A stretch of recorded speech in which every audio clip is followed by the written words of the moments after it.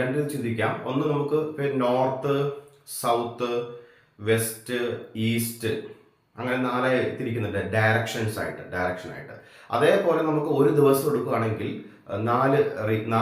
നാലായിട്ട് തരംതിരിക്കാം. അത് ബൈബിൾ കാണുന്നുണ്ട്. അതായത് രാവിലെ ഉണ്ട്, ഉച്ചയുണ്ട്, വൈകുന്നേരമുണ്ട്, അതുപോലെ രാത്രിയുണ്ട്. ബൈബിൾ നമുക്ക് വാക്കുണ്ട്. പകല് രാത്രി എന്നുള്ളത് നമുക്ക് ഫെമിലർ ആണ്. പിന്നെ ഉച്ചയ്ക്ക് നശിപ്പിക്കുന്ന സംഹാരം, ഉച്ച എന്നുള്ളത് സംതിങ്, അപ്പോൾ നൂണ്. പിന്നെ വൈകുന്നേരം വെയിലാറിയപ്പോൾ എന്നൊക്കെ നമുക്ക് ഉൽപ്പത്തിൽ കാണാൻ പറ്റും.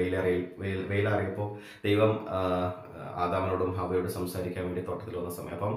അപ്പം നമുക്ക് നാലായിട്ട് തിരിക്കാം. അപ്പോൾ കാലങ്ങളായിട്ട് നാലായി തിരിക്കുന്നു.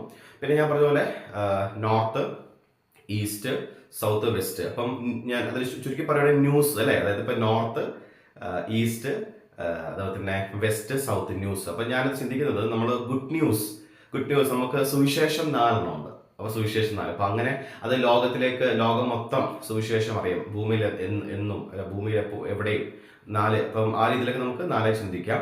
അപ്പം അങ്ങനെ 4ന്റെ പ്രാധാന്യം മനസ്സിലായി അല്ലേ.